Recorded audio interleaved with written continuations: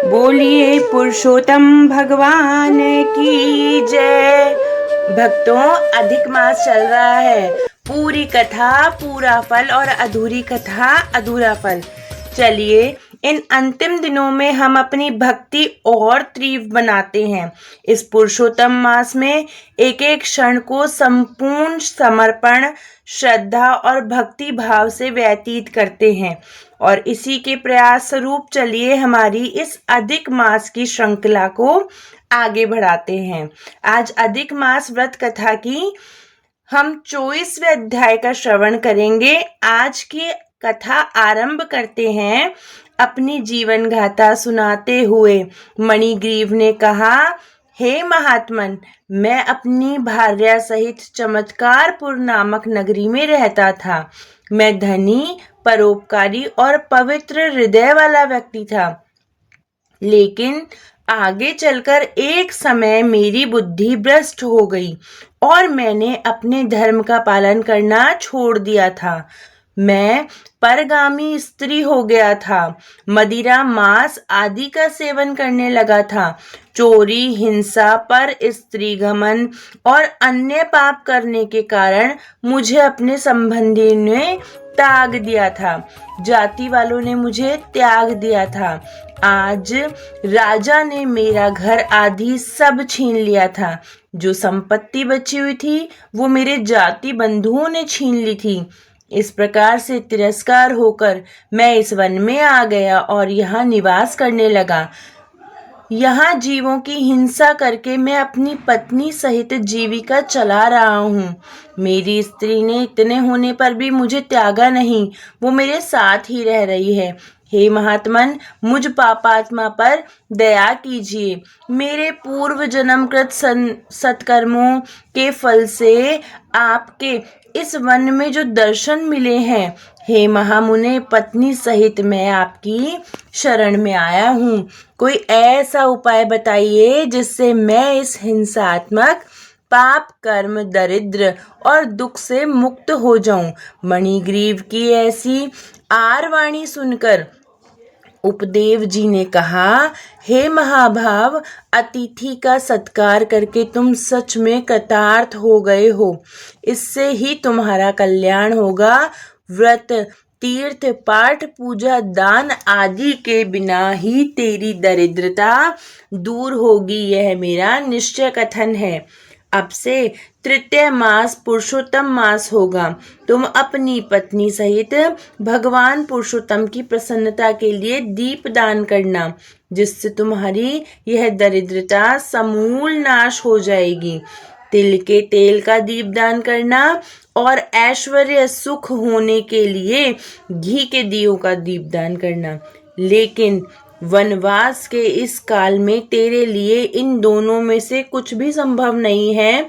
इससे सरोवर में स्नान करके तू मास भर वन में दीपक जलाकर दीपदान करते रहना। तुम दोनों पति पत्नी को मैंने यह उपदेश दिया है। वेदों में अनेक प्रकार के दान आदि कर्मों का वर्णन है, लेकिन वे सभी पुरुषोत्तम मास में दीपदान की 16वीं कला को भी नहीं पहुंच पाते।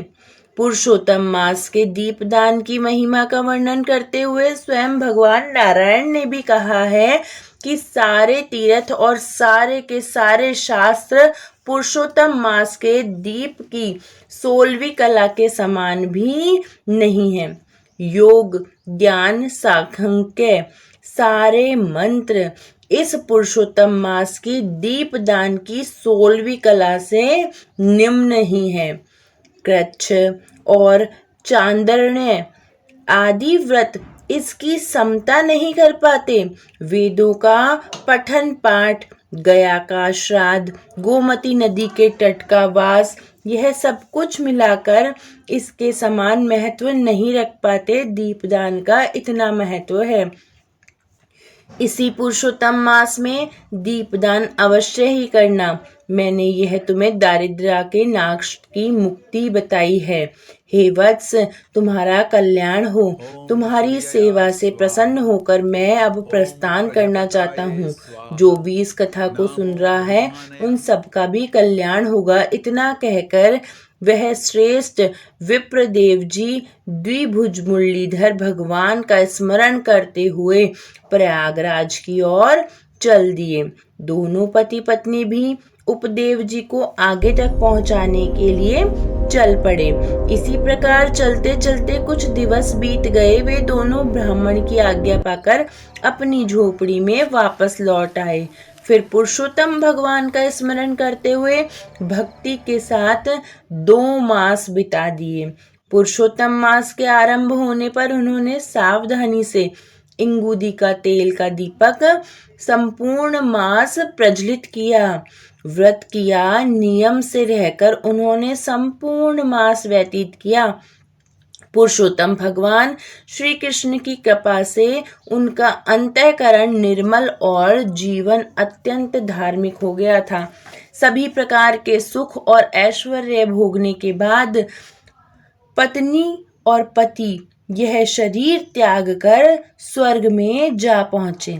वहां के सुखों को भोग कर उपरांत उन्होंने भारत भूमि पर पुनः जन्म धारण किया। तुम राजा वीरबाहु के पुत्र चित्रबाहु के नाम से प्रसिद्ध वही मणिग्रीव हो। पुरुषोत्तम मास में घी या तिल के तेल का अखंड दीपक करने वाले व्यक्ति के विषय में तो कुछ कहा ही नहीं जा सकता। पुरुषोत्तम मास में दीपदान के फल के विषय में तनिक भी संभव संशय नहीं करना चाहिए। महाराज चित्रबाहु को पूर्व जन्म की यह कथा सुनाकर आशीर्वाद देकर महर्षि अगस्त्य वहां से चले गए। तत्पश्चात दृढ़धनवा महर्षि वाल्मीकि से इस पुरुषोत्तम मास में उपवास करने का क्या फल मिलता है उस विषय में पूछने लगे, और वह हम सुनेंगे हमारी इसी कथा पुरुषोत्तम मास की श्रृंखला की अगली कड़ी में। आइए हम सब सुनते हैं इसी अधिक मास में सुनी जाने वाली एक और सुंदर पौराणिक कथा। पिछले अध्याय में हमने उस कथा का श्रवण किया था जिसमें राजा भागीरथ अपने पूर्वजों को मुक्ति प्रदान करने हेतु देवी गंगा को इस पृथ्वी पर अवतरित करते हैं। राजा भागीरथ के वंश में 8वीं पीढ़ी में राजा सुदास आए और उनका पुत्र बना सौदास। महाराज सौदास एक अत्यंत पराक्रमी और महान राजा थे। अब एक दिन क्या हुआ कि वे कुछ समय के लिए जंगल में रहने गए हुए थे। वहां उनका सामना एक नरभक्षी राक्षस से हो गया जो नरों पर ही आक्रमण करता था। उसके साथ युद्ध करते हुए महाराजा सौदास ने उस नरभक्षी राक्षस को मार दिया। उस समय उसी राक्षस का भाई भी वहां था, लेकिन राजा ने उसका वध नहीं किया। उन्होंने उसके भाई को क्षमा दे दी और वहां से चले गए। अब देखिए, राजा तो इस पूरे प्रसंग को भूल चुके थे, लेकिन उस नरभक्षी राक्षस का भाई इसे भूला नहीं था। वह अपने भाई की हत्या का प्रतिशोध लेना चाहता था और इसीलिए वह अपना वेश बदलकर राजमहल में रसोइया बनकर आ गया। अब एक दिन राजा सौदास ने अपने कुल गुरु वशिष्ठ ऋषि को भोजन के लिए राजमहल में आमंत्रित किया। अपने गुरु का अतिथि सत्कार करने के लिए राजा ने अनेक तैयारियां की। राजमहल को सजाया गया, तरह तरह के पकवान और मिष्टान तथा पेय पदार्थ बनाए गए। राजा अपने गुरु की सेवा करने के लिए तत्पर थे, लेकिन वह क्या जानते थे कि आज उनके सुख की अंतिम तिथि होने वाली है। आज से ही उनके जीवन में ऐसा परिवर्तन आने वाला है जो उन्होंने कभी सोचा भी नहीं था। अब देखिए, राजमहल में वेश बदलकर रसोइया बना हुआ वह नरभक्षी राक्षस इसी क्षण की तो प्रतीक्षा कर रहा था। उसने पहले से ही योजना बना ली थी। उसी योजना के अनुसार उसने बड़ी ही चतुराई से गुरु वशिष्ठ के लिए बनाए गए भोजन में नर मांस मिश्रित कर दिया। अब यह बात और किसी को पता नहीं थी। गुरु वशिष्ठ के समक्ष तो अनेक प्रकार के स्वादिष्ट और सुगंधित भोजन पदार्थ परोसे गए, लेकिन वशिष्ठ ऋषि को कोई साधारण मनुष्य तो थे नहीं, उन्हें सब पता चल गया। वे एक महान तपस्वी और वेदों के ज्ञाता थे। उन्होंने इस भोजन की पवित्रता को परखने के लिए अपनी आंखें बंद की और देखा कि उस भोजन में किसी मनुष्य का मांस मिलाया हुआ है। यह जानकर गुरु वशिष्ठ को अत्यंत क्रोध आया। ऐसा दुस्साहस करने के लिए उन्होंने राजा को एक भयंकर श्राप दिया और वह श्राप था कि नरभक्षी राक्षस बनने का। उन्होंने कहा कि तुम भी एक नरभक्षी राक्षस बन जाओगे। लेकिन कुछ समय बाद वशिष्ठ को पता चला कि वास्तव में यह निंदनीय कार्य राजा ने नहीं, अपितु राजा के रसोई में छिपे एक नरभक्षी राक्षस ने किया था और संपूर्ण रूप से निर्दोष थे राजा। तो ऋषि ने, वशिष्ठ ने अपने श्राप पर पश्चाताप करा और आखिर उन्होंने एक निर्दोष राजा को आज दंडित किया था और यह बात उनसे सहन नहीं हो पाई, इसलिए वे अपना प्रायश्चित करने के लिए 12 वर्षों तक तपस्या करने चले गए। अब इधर जैसे ही राजा को श्राप मिला तो राजा के शरीर में कुछ विचित्र परिवर्तन आए। वे अत्यंत क्रोधित हो गए। उन्होंने आचमन किया और श्राप मंत्र का उच्चारण करते हुए अपने गुरु को श्राप देने के लिए तैयार हो गए। लेकिन उसी समय उनकी पत्नी दमयंती, जिसे मदयंती के नाम से भी जाना जाता है, उसने राजा को रोक लिया। किसी तरह से राजा उस समय रुक गए, लेकिन उस दिन के बाद अब राजा के शरीर और स्वभाव में भयंकर परिवर्तन आने लगा। उनका व्यवहार एक राक्षस जैसा होने लगा। उनके पैर में एक काला चिन्ह उभर आया, इसलिए उनका नाम पड़ा राजा कल्माक्षपाद। अब नरभक्षी बने राजा कल्माक्षपाद भूख से व्याकुल रहने लगे और वन वन भटकने लगे।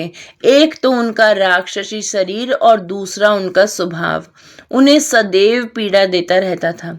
ऐसे में एक दिन उन्होंने अपनी क्रूरता के सारे बंधन तोड़ दिए और उस दिन राक्षस के शरीर में वन भ्रमण में करते हुए राजा कल्माक्षपाद ने एक ब्राह्मण दंपत्ति को देखा और संयोगवश उस समय वह दंपत्ति सहवास की क्रीड़ा में लग्न था। ब्राह्मण पत्नी अपने पति से एक पुत्र की इच्छा रखती थी। ऐसे समय में भूख से व्याकुल होने के कारण नरभक्षी राजा कल्माक्षपाद ने उस ब्राह्मण को खाने की इच्छा से उसे दबोच लिया। यह देखकर ब्राह्मण की पत्नी रोते हुए राजा से अपने पति को छोड़ देने की प्रार्थना करने लगी। उसने कहा कि महाराज, मेरे पति को छोड़ दीजिए। हे राजन, आप धर्म के ज्ञाता हैं। जिस प्रकार पिता अपने पुत्र की हत्या नहीं करता, उसी प्रकार यह ब्राह्मण आपके द्वारा हत्या का पात्र नहीं है। एक राज्य होने के कारण इसका संरक्षण करना आपका धर्म है, ना कि इसको दबोच लेना आपका धर्म है। अपने पति के बिना मैं एक क्षण नहीं रह सकती। यदि आप इन्हें खाना ही चाहते हैं तो पहले मुझे खा जाइए, क्योंकि मेरे पति के बिना मैं जीते जी मर जाऊंगी। हे राजन, कृपा मेरे पति को छोड़ दीजिए। इस प्रकार उस ब्राह्मण पत्नी ने राजा कल्माक्षपाद को अनेक तर्क और प्रार्थनाओं द्वारा समझाने का प्रयास किया, लेकिन भूख से व्याकुल होने के कारण नरभक्षी राजा ने उस ब्राह्मण का भक्षण कर लिया। जब उस ब्राह्मण की पत्नी ने इतनी क्रूरता पूर्वक अपने पति की हत्या होते हुए देखा तो वह उस राजा के ऊपर अत्यंत क्रोधित हुई और फिर उस सती स्त्री ने राजा को श्राप देते हुए कहा, यस्मान में भक्षित पाप कमाता पतिया त्वा मुक्ति मृत्यु राधा अत यज्ञति। हे दुष्ट पापी, तूने उस समय मेरे पति की हत्या की जब मैं उनके साथ सहवासरत थी और एक संतान प्राप्त करना चाहती थी। इसलिए मैं तुम्हें श्राप देती हूँ कि जब भी तुम अपनी पत्नी के साथ सहवास करने का प्रयास करोगे, उसी क्षण तुम्हारी मृत्यु हो जाएगी। इस प्रकार राजा सौदास को श्राप देकर उसकी पत्नी ने अपने पति के बचे हुए खुचे हुए शरीर के अंग एकत्रित किए, उन्हें चिता पर रखा और स्वयं भी अपने पति के साथ अग्नि में प्रवेश कर लिया। अब राजा सौदास को नरभक्षी राजा बनने हेतु 12 वर्ष बीत चुके थे। वे वशिष्ठ ऋषि के श्राप से मुक्त हो चुके थे, लेकिन उस नरभक्षी राक्षस के शरीर में उस ब्राह्मण की पत्नी द्वारा मिला हुआ श्राप अभी भी उसके साथ था। एक दिन जब वह अपनी पत्नी मदयंती के साथ सहवास करना चाहते थे तो उनकी पत्नी ने उन्हें ब्राह्मण पत्नी द्वारा मिला हुआ श्राप याद दिलाया और परिणाम स्वरूप अब राजा स्वयं अपने वंश को आगे विस्तारित करने हेतु संतान उत्पन्न करने हेतु असक्षम हो गए। कुछ समय बाद राजा की आज्ञा से उनकी पत्नी मदयंती ने गुरु वशिष्ठ के माध्यम से पुत्र प्राप्त करने का प्रयास किया। रानी को गर्भवती हुए 7 वर्ष बीत चुके थे, लेकिन फिर भी वह संतान बाहर आने का नाम नहीं ले रही थी। इसलिए गुरु वशिष्ठ ने उस गर्भ की ओर एक पत्थर से प्रहार किया और उसी समय बालक गर्भ से बाहर आ गया। क्योंकि इस बालक का जन्म एक पत्थर के प्रहार से हुआ था, इसलिए उसका नाम पड़ा अश्मक, यानी जिसका जन्म पत्थर से हुआ हो। तो यह थी आज की पुरुषोत्तम मास की विशेष श्री भगवत कथा। इस कथा को ध्यान पूर्वक सुनने के लिए आप सभी का धन्यवाद। यदि यह कथा आपको पसंद आई हो तो अपने मित्रों, सहेलियों, भाई बहन, माता पिता के साथ इसको अवश्य शेयर करें। कमेंट बॉक्स में श्री पुरुषोत्तम का जयकारा लगाकर जाएं। जय श्री राम।